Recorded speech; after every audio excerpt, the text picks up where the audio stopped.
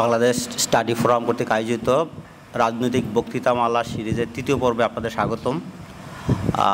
আমাদের রাজনৈতিক বক্তৃতামালা আয়োজনের একটা লক্ষ্য ছিল রাজনৈতিক দলগুলো বাংলাদেশকে নিয়ে, আগামীর বাংলাদেশকে নিয়ে কী ভাবছে, সেই আকাঙ্ক্ষাগুলা, সেই স্বপ্নগুলা, পরিকল্পনাগুলা মানুষের সামনে উপস্থাপন করা। এ নিয়ে আমরা আরও দুইটি করলাম। 4টি রাজনৈতিক দলের শীর্ষ নেতৃত্ব তাদের দলের ভিশন বাংলাদেশকে নিয়ে তা উপস্থাপন করেছেন।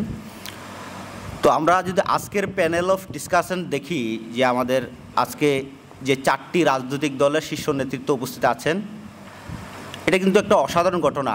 আগে আপনি যদি 5ই আগস্টের আগে যদি আমরা চিন্তা করি, এরকম অনেকগুলা রাজনৈতিক দলের নেতৃবৃন্দর দেখা হয়তো জেলখানায়, একসাথে একটা প্ল্যাটফর্মে রাজনৈতিক মতবিরোধ, মতানৈক্য সত্ত্বেও একসাথে বসা, আলাপ করা, দেশকে নিয়ে কথা বলার যে একটা সংস্কৃতি, আমরা মনে করি এর জন্য আমাদেরকে 5ই আগস্টের প্রতি কৃতজ্ঞ থাকা উচিত।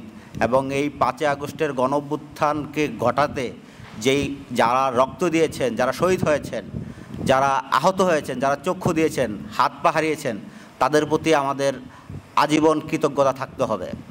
এবং আমাদের এটাও খুবই দুঃখের সাথে বলতে হয় যে এক বছর পরও জুলাই গণঅভ্যুত্থানে শহীদের সংখ্যা আমরা এখনও নির্ধারণ করতে পারিনি। সরকারি গেজেটে 800, জাতিসংঘের হিসাবে 1400। সো আমাদের এটা একটা বড় জাতীয় ব্যর্থতা আমাদের ডকুমেন্টেশন করার। এত 1 বছর 14-15 মাস সময় চলে যাওয়ার পরও আমরা শহীদদের সঠিক ডাটা করতে পারি নাই, হতাহতদের পুনর্বাসন করতে পারি নাই। এটা আমাদের একটা ডিপ কনসার্ন। এবং আমরা যদি দেখি জুলাই গণঅভ্যুত্থান কেন হয়েছিল, সেই আকাঙ্ক্ষাটা আমাদেরকে বারবার জাগরুক রাখতে হবে এবং রাজনীতিবিদদেরকে সেই আকাঙ্ক্ষার কথা স্মরণ করে দিতে হবে।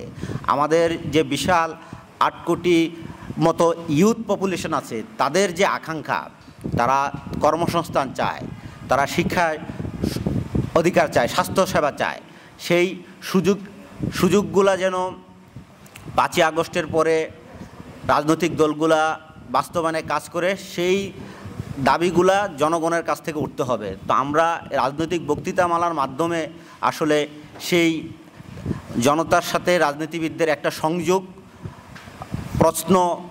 প্রশ্নোত্তর করার একটা সুযোগ তৈরি করার প্রয়াস থেকে আমরা এই রাজনৈতিক বক্তৃতামালা আয়োজন করতেছি। তো আমরা খুবই দুঃখের সাথে বলতে হয় যে তরুণদের নেতৃত্বে, শিক্ষার্থীদের নেতৃত্বে জুলাই গণঅভ্যুত্থান হলো, কিন্তু আমরা কোনো শিক্ষা কমিশন পাই নাই। আমরা যদি আগামী দিনে আগাইতে চাই, আমাদের যে মানব সম্পদ তৈরি করতে হবে, এর জন্য শিক্ষার কোনো বিকল্প নাই। অথচ আমরা কোনো শিক্ষা কমিশন পাই নাই জুলাই গণঅভ্যুত্থানের পরে। শিক্ষায় যে কাঙ্ক্ষিত সংস্কার দরকার ছিল, শিক্ষাকে কারিকুলাম যে ঢেলে সাজানো দরকার ছিল, সেখানে এখনও আমরা কোনো হাত দেখতেছি না। তো অন্তর্বর্তী সরকার অন্তর্বর্তী সময়ের জন্য এসেছে, তারা হয়তোবা নির্বাচন দিয়ে চলে যাবে, রাজনীতিবিদরাই আগামী দিনের দেশ চালাবে। তারা কোন পলিসিকে প্রায়োরিটিস দিবে, কোন পলিসির দিকে জোর দেবে, সেই জবাবদিহিতা তৈরি করার জন্য আমরা এই রাজনৈতিক বক্তৃতামালা আয়োজন করতেছি। আমরা চাই যে জুলাই গণঅভ্যুত্থানের যে প্রত্যাশা এবং 71-এর স্বাধীনতার যে প্রত্যাশা, সবার মধ্যে সমতা ফিরবে, সবার শিক্ষা, স্বাস্থ্যের সমান সুযোগ তৈরি হবে, এই জায়গায় প্রত্যাশিত সংস্কার। এবং আমরা যদি প্রশাসনিক জায়গায় দেখি, প্রশাসনের নাগরিকদেরকে এখনও প্রজা হিসেবে দেখা হয়। সরকারি আমলা বলয়ে সরকার যে তাদেরকে সেবা দিবে, নাগরিক হিসেবে নাগরিকদের সেবা দিবে, সেই জায়গায় তারা নাগরিকের প্রভু হওয়ার আচরণ করে প্রশাসনিক জায়গা থেকে। সেই ব্যুরোক্রেটিক রিফর্মও খুব জরুরি। তো আমরা আশা করব আগামী দিনে নতুন বাংলাদেশ গড়ার ক্ষেত্রে শিক্ষা, স্বাস্থ্যে জোর দেওয়া হবে। আমরা কেন শিক্ষাকে এবং স্বাস্থ্যকে ঢাকা কেন্দ্রীভূত করে রাখলাম? আমরা কেন পরিষেবাগুলোকে জেলা পর্যায়ে, থানা পর্যায়ে, উপজেলা পর্যায়ে নিয়ে যেতে পারি নাই? আমাদের এখানে পলিসিগত ব্যর্থতা আছে। আমাদেরকে রাজনীতিবিদদেরকে এই ব্যাপারে অ্যাকাউন্টেবল করতে হবে।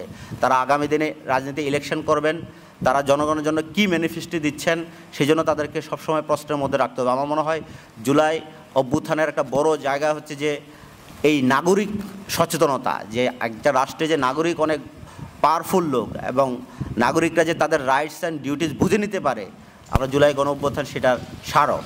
সো আমরা আগামীতে রাজনীতিবিদদের কাছ থেকে বাংলাদেশ নিয়ে তাদের ভীষণ জানব এবং জনগণের যে প্রেজেন্ট সিচুয়েশান সেটার উত্তরণে তারা কি পরিকল্পনা হাতে নিয়েছেন সেটা জানব। আমরা শুরুতে আর বেশি না কথা বলে আমরা রাজনীতিবিদদের আলোচনায় চলে যাই। সবাইকে ধন্যবাদ এরকম ঠিক সময় উপস্থিত হওয়ার জন্য।